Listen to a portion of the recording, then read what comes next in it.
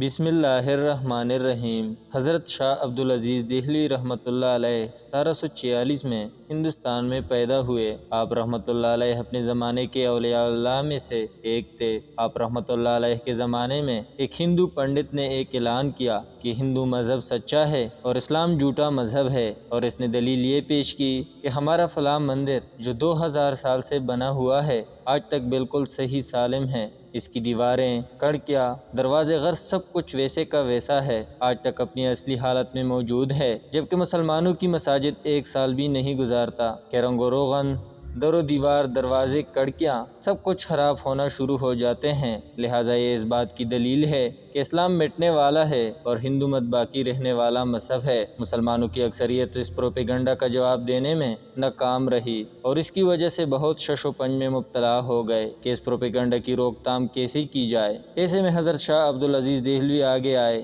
اور انہوں نے اعلان کیا کہ اس ہندو پنڈت کا جواب میں دوں گا۔ پنڈت نے پوچھا کہ کیا جواب ہے؟ تو حضرت شاہ عبدالعزیز دہلوی نے کہا کہ ایسے نہیں، اسی مندر کے دروازے پر جا کر جواب دوں گا۔ ایک دن مقرر کیا گیا۔ مقررہ وقت پر مسلمان اور ہندو سب جمع ہو گئے کہ دیکھتے ہیں حضرت شاہ عبدالعزیز دہلوی کیا جواب دیتے ہیں۔ حضرت صاحب مندر کے دروازے پر کھڑے ہو گئے اور قرآن کی آیت جس کا ترجمہ یہ ہے، اگر اللہ تعالیٰ اس قرآن کو پہاڑ پر بھی نازل کر دیتے تو وہ پہاڑ بھی اللہ تعالیٰ کے جلال سے ڈر کے ٹکڑے ٹکڑے ہو جاتا۔ آپ رحمۃ اللہ علیہ آیت پڑھتے جاتے اور مندر کی در و دیوار اور دروازوں کی طرف انگلی سے اشارہ کرتے تھے۔ ایسے میں اللہ تعالیٰ نے آپ کے ہاتھ پر اپنی دین کی حقانیت کی کرامت ظاہر کی اور مندر کی دیواریں گرنا شروع ہو گئی، دروازے ٹوٹنے لگے۔ مسلمانوں نے اللہ اکبر کا نعرہ لگایا۔ پنڈت فوراً آپ رحمۃ اللہ علیہ کے قدموں میں گر گیا اور کہا، بس کرے، بہت ہو گیا، میں مان گیا کہ اسلام سچا مذہب ہے، لیکن اس کی حقیقت تو بتا دیں کہ یہ کیسے ہوا؟ آپ رحمۃ اللہ علیہ نے فرمایا کہ اللہ تعالیٰ قرآن میں فرماتا ہے کہ قرآن اگر پہاڑ پر نازل کر دیتے تو وہ بھی اپنی جگہ نہیں ٹھہر سکتا، پھر اس مندر کی کیا مجال ہے کہ یہ اپنی جگہ پر کھڑا رہتا۔ اے پنڈت سن، یہ تو مسجد کی عظمت ہے کہ اس میں روزانہ قرآن پڑھایا جاتا ہے، پھر بھی اپنی جگہ پر کھڑی رہتی ہے۔ پنڈت نے جب یہ سنا تو فوراً دائرہ اسلام میں داخل ہو گیا اور وہاں موجود سارے ہندو بھی مسلمان ہو گئے۔